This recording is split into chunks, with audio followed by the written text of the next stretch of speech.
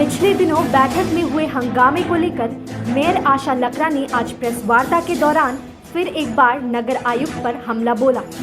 Mayor Asha Lakra ने कहा कि मेरे बिना अनुमति के नगर आयुक्त बैठक में 5 ऐसे एजेंडे लाए जिसकी अनुमति मैंने नहीं दी थी।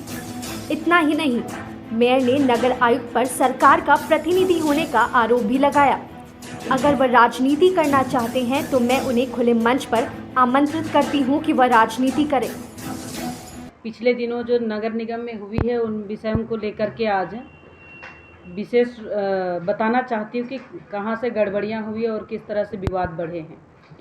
रांची नगर निगम के माध्यम से जनहित में किए जा रहे कार्यों के प्रति मैं हमेशा समर्पित भाव से कार्य कर रही हूँ, परंतु इन दिनों नगर आयुक्त मुकेश कुमार के व्यवहार व कार्यशैली से उनकी विश्वसनीयता संदिग्ध प्रतीत हो रही है। उनके वक्तव्यों व कार्यप्रणाली में राज्य सरकार की राजनीति झलक रही है। नगर आयुक्त को बार बार आगाह किया है कि झारखंड नगरपालिका अधिनियम 2011 में दिए अधिकारों का सम्मान करें और शहर के विकास व जनहित से जुड़े समस्याओं के समाधान की दिशा में कार्य करें ताकि आम जनता के पैसों का सदुपयोग हो, परंतु उनके माध्यम से ऐसी योजना और प्रस्ताव तैयार किया जा रहे हैं जिससे सरकारी राजस्व को क्षति की प्रबल संभावना प्रतीत हो रही है। झारखंड नगरपालिका अधिनियम के तहत दी गई शक्तियों को दरकिनार कर वे अप्रत्यक्ष रूप से किसी न किसी एजेंसी को लाभ पहुंचाने का कोशिश कर रहे हैं।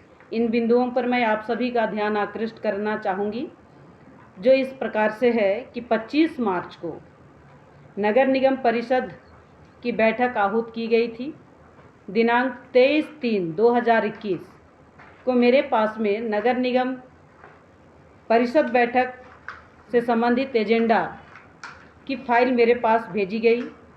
मैंने उनमें से कार्यवृत्त संख्या 3, 4, 5, 6 एवं 8 को परिषद की बैठक में उपस्थापित करने से रोक लगाते हुए नगर आयुक्त को यह निर्देश की कि संबंधित एजेंडों की विस्तृत जानकारी उपलब्ध कराएं ताकि यह स्पष्ट हो कि किस आधार पर संबंधित प्रस्ताव को तैयार किया गया है और इस प्रस्ताव पर अप्रैल माह में होने वाली परिषद की बैठक में उपस्थापित किया जाएगा या अनुमति दिया जा सकेगा। हालांकि उन्होंने मेरे आदेश के बाद भी नगर आयुक्त ने संबंधित योजनाओं को प्रस्ताव में संबंधित विस्तृत जानकारी नहीं दिए। उस प्रस्ताव का किसी तरह का कोई जानकारी उन्होंने मुझे नहीं दिया। मैं यह भी स्पष्ट करना चाहूँगी कि जिस प्रकार से उक्त सभी एजेंडों का प्रस्ताव तैयार किया गया है उसे यह स्पष्ट है कि नगर आयुक्त झारखंड नगरपालिका अधिनियम 2011 का उल्लंघन कर रहे हैं। यह बात मैं ऐसे ही नहीं कह रही हूँ, क्योंकि मैंने रांची नगर निगम में 7 साल का अनुभव रहा और कानूनी परामर्श लेने के बाद ही मैंने अंतिम निर्णय लेती हूँ। जिन 5 एजेंडा के निगम परिषद की बैठक में उपस्थापित करने का रोक लगाई थी, उसे नगर आयुक्त ने जबरन परिषद का बैठक में उपस्थापित किया और एन केन प्रकारेण दबाव बनाया पारित करने का। यदि नगर आयुक्त मेरे निर्देश का पालन करते, यानी मेयर का निर्देश का पालन करते, तो निगम परिषद की बैठक शांतिपूर्ण से संपन्न होती, परंतु नगर आयुक्त ने मेयर के निर्देश का उल्लंघन कर अपनी मनमानी की। जिस एजेंडा पर रोक लगाई थी उससे निगम परिषद की बैठक में उपस्थापित कर उन्होंने परिषद के सदस्यों के माध्यम से हंगामा कराया। मैं आपको बता दूं कि जिस एजेंडा की हम बात कर रहे हैं, अगर किसी एजेंडा को मेयर को जानकारी नहीं हो और अगर मैं पूछी उनसे जानकारी मांगी तो उन्हें जानकारी देना चाहिए था, जो नहीं दिए और ज़बरदस्ती उसको उपस्थापित किया गया। अगर ये उपस्थापित नहीं करते होते तो शायद उस दिन बैठक में हंगामा नहीं होता, क्योंकि जो एजेंडा है उस एजेंडा को हमने पहले ही बता दिए हैं कि अप्रैल माह का बैठक में उपस्थापित किया जाएगा। आप जानकारी दे दीजिए। मैं मीडिया के समक्ष नगर आयुक्त को यह भी बयान करते हुए और सुना है कि निगम परिषद की बैठक में राज्य सरकार का पक्ष रख रहे हैं, मीडिया में भी आया है। मैं इतना ही कहना चाहती हूँ कि मैं आपसे जानना चाहती हूँ कि नगर आयुक्त रांची नगर निगम के अधिकारी हैं या राज्य सरकार के प्रतिनिधि। मैं क्वेश्चन कर रही हूँ आप सबसे।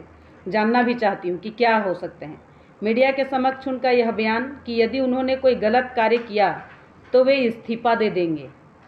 क्या यह अधिकारी को शोभा देता है कि उसने संबंधित एजेंडों की विस्तृत जानकारी मांगी जा रही है और वे विषय से विषयांतर जवाब दे रहे हैं। साथ ही यह कहना कि ध्वनि मत से पारित किया गया, वे बताएं कि किस धारा के तहत ध्वनि मत को पारित किया और किसकी अनुमति से, क्योंकि रांची नगर निगम एक अध्यक्षीय प्रणाली है। किसी भी निकाय को आप देखेंगे झारखंड में तो बिना अध्यक्ष का अनुमति का कोई भी बोलने से पहले अध्यक्ष से अनुमति ली जाती है। यदि नगर आयुक्त को राजनीति ही करनी है तो मैं उन्हें राजनीति मंच पर आमंत्रित करती हूँ। नगर आयुक्त को सुप्रीम कोर्ट के वरिष्ठ अधिवक्ता या महाअधिवक्ता रहते हुए अधिवक्ता से प्राप्त मंतव्य की उपलब्ध कराई थी। मैंने हमारा परिषद का मीटिंग के बाद भी प्रेस वार्ता किए थे, पहले और बाद में। उनमें कहे हैं कि मरियम पुत्तम जैसे अनुभवी और महाअधिवक्ता रहे और कई जजों ने उनको चुना है, ऐसे लोगों ने मंतव्य उपलब्ध कराए थे, फिर भी वे तर्क वितर्क कर स्वयं को कानून की विशेषज्ञ मान रहे हैं। मैं इस संबंध में स्पष्ट करना चाहूँगी कि राज्य सरकार भी सुप्रीम कोर्ट के वरिष्ठ अधिवक्ता व महाअधिवक्ता रहे, वैसे अधिवक्ता के स्तर से किसी कानूनी विशेषज्ञ से मंतव्य प्राप्त कर इस संशय की स्थिति को दूर कराएं। मैंने पत्राचार भी किया है। झारखंड नगरपालिका अधिनियम में दिए गए प्रावधानों की व्याख्यान ना तो विभागीय अधिकारी करें और ना ही राज्य सरकार के कानूनी विशेषज्ञ, क्योंकि राज्य सरकार की कानूनी विशेषज्ञ राज्य सरकार के पक्ष रखेंगे, ना कि जनहित का। मैं यहाँ स्पष्ट करना चाहती हूँ, कोई भी अगर इस टाइप का बात रखेंगे तो जनहित का बात नहीं होगा, कहीं ना कहीं किसी एक का पक्षधारी होंगे। मैं नगर आयुक्त की इस हठधर्मी से यह स्पष्ट हो रहा है कि वे राज्य सरकार के इशारे पर कार्य कर रहे हैं।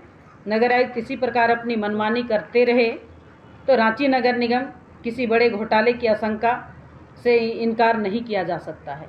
तो ये क्वेश्चन मैंने किया है। ये आज का प्रेस कॉन्फ्रेंस में सारा विषय मैं स्पष्ट कर दी और जिन विषय पर बात कर रही हैं उन्हें निगम के माध्यम से मेयर को बताने में क्यों कठिनाई हो रही है, तो ये कहीं ना कहीं एक घोटाले की आशंका हो रही है। न्यूज अपडेट के लिए आप हमारे चैनल को सब्सक्राइब करें। आप हमें फेसबुक और इंस्टाग्राम पर भी फॉलो कर सकते हैं। बने रहे लगातार .in के साथ।